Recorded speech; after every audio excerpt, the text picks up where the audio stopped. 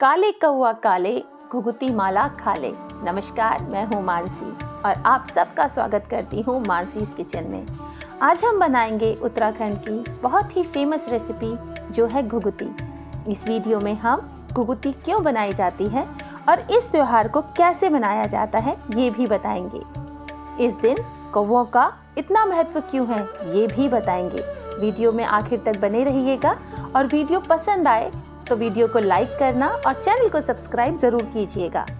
तो चलिए घुघुती को बनाना शुरू करते हैं। इसके लिए हम सबसे पहले एक पतीले में 1 गिलास पानी गर्म होने के लिए रख देंगे। साथ में हम लेंगे 150 ग्राम गुड़। गुड़ को हम बारीक टुकड़ों में काट लेंगे ताकि इसको पिघलाने में आसानी रहे। गुड़ की हमने चाशनी नहीं बनानी है, बस हमने इसको पिघलाना है। कटे हुए गुड़ के टुकड़ों को हम इस गर्म पानी में डाल देंगे ताकि वो जल्दी से पिघल जाएं। अब बात आती है कि ये त्योहार कहाँ मनाया जाता है। ये त्योहार कुमाऊं क्षेत्र में मनाया जाता है और परिवार में सिर्फ एक ही घर में इसको मनाया जाता है जब तक कि सारा परिवार एक संग रह रहा है। अगर परिवार अलग हो जाता है तो ही इसको अलग अलग घरों में बनाया जाता है। इस त्योहार की बहुत महत्वता है जिसको हम आगे जानेंगे। ये देखिए, इधर चाशनी भी बनकर तैयार हो गई है। तो चलिए अब हम इसके लिए आटा गूंद लेते हैं। तो हम एक लेंगे बड़ा सा बर्तन और इसमें लेंगे 2 कटोरी आटा। इसको खस्ता बनाने के लिए हम इसमें डालेंगे सूजी। सूजी मोटी पतली कैसी भी हो चलेगी। और इसमें डालेंगे 1 छोटा चम्मच सौंफ। सौंफ डालने से इसका स्वाद बढ़ जाता है। साथ में डालेंगे कद्दूकस किया हुआ नारियल और आधा कटोरी तेल। तेल को हम इसमें धीरे धीरे करके ऐड करेंगे। हमने बस तेल का इस्तेमाल उतना ही करना है जब तक कि इसकी मुट्ठी ना बन जाए। तो चलिए ये देखिए, इसकी अब मुट्ठी बन गई है। और अब हम पिघले हुए गुड़ के पानी से इस आटे को गूंदना शुरू करेंगे। और जब तक ये आटा हम गूंद रहे हैं तब तक हम शुरू करते हैं घुघुती की कहानी को। इस त्योहार के संबंध में एक कथा बहुत प्रचलित है। बात उन दिनों की है जब कुमाऊं में चंद्रवंश के राजा राज करते थे। राजा कल्याण चंद की कोई संतान नहीं थी। उनका कोई उत्तराधिकारी भी नहीं था। उनका मंत्री सोचता था कि राजा के बाद राज्य मुझे ही मिलेगा। तब राजा कल्याण चंद्र सपत्नी बागनाथ मंदिर में गए और संतान के लिए प्रार्थना की। बागनाथ की कृपा से उनका एक बेटा हो गया जिसका नाम निर्भय चंद पड़ा। निर्भय को उसकी माँ प्यार से घुघुती के नाम से बुलाया करती थी। घुघुती के गले में एक मोती की माला थी जिसमें घुंघरू लगे हुए थे। इस माला को पहनकर घुघुती बहुत खुश रहता था। जब वह किसी बात पर जिद करता तो उसकी माँ उससे कहती कि जिद ना कर, नहीं तो मैं ये माला कौवे को दे दूंगी।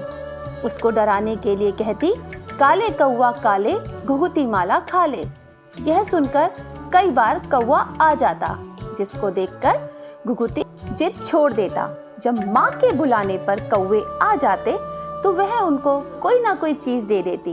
धीरे धीरे घुघुती की कौवों के संग दोस्ती हो गई।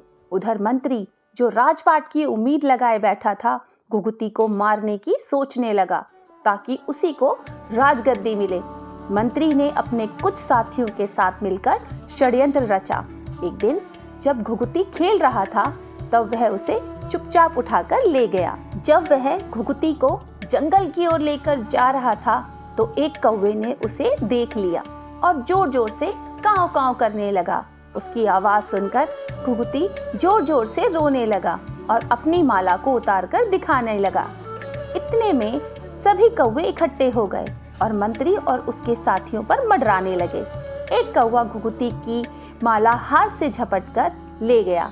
सभी कौवों ने एक साथ मंत्री और उसके साथियों पर अपनी चोंच से हमला किया।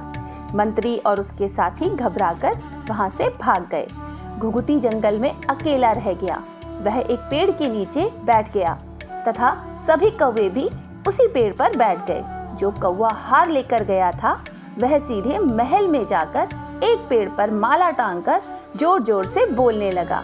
जब लोगों की नजरें उस पर पड़ी तो उसने घुघुती की माला घुघुती की माँ के सामने डाल दी। माला सभी ने पहचान ली। इसके बाद कौवा एक डाल से दूसरी डाल में उड़ने लगा। उसने अनुमान लगा लिया कि कौवा घुघुती के बारे में कुछ जानता है।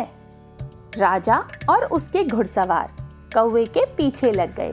कौवा आगे आगे और घुड़सवार पीछे पीछे।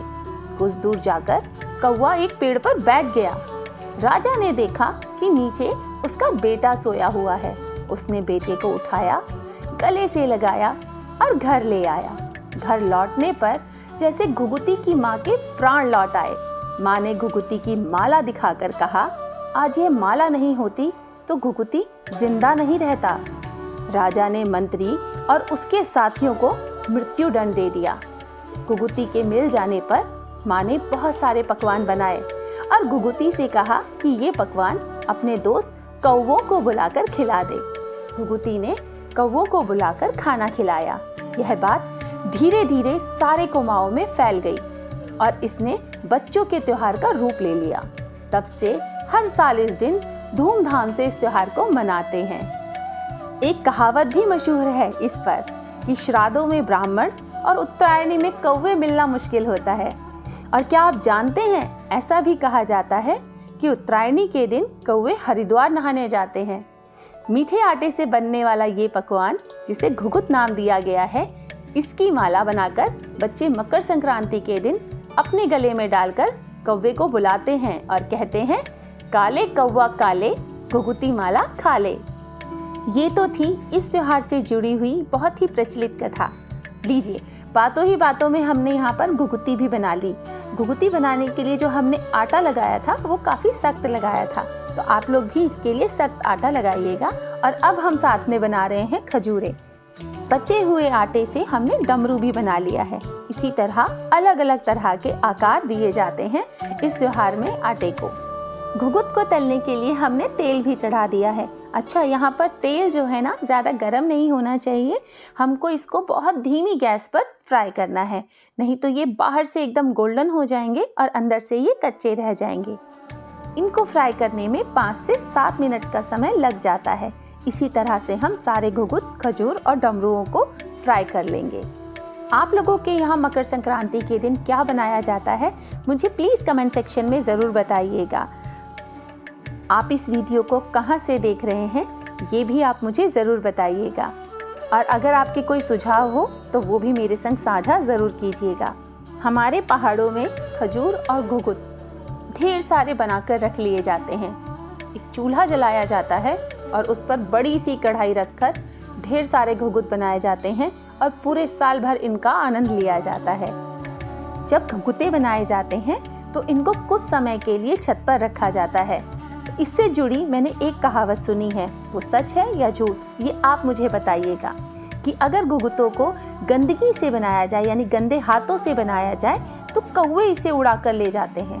अगर ये बात सही है या ये बात गलत है, मुझे कमेंट सेक्शन में आप ज़रूर बताइएगा। और देखिए ये कितने खस्ता बने हैं। और इसी तरह से अगर यही रेसिपी आप इस्तेमाल करेंगे तो आप भी इतने ही खस्ता खजूर और घुघुते बना पाएंगे। अगर आपको ये वीडियो पसंद आया हो तो इस वीडियो को अपने फ्रेंड्स और फैमिली में शेयर कीजिए और मेरे चैनल को सब्सक्राइब कीजिए। और हाँ, नोटिफिकेशन बेल को दबाना मत भूलिएगा।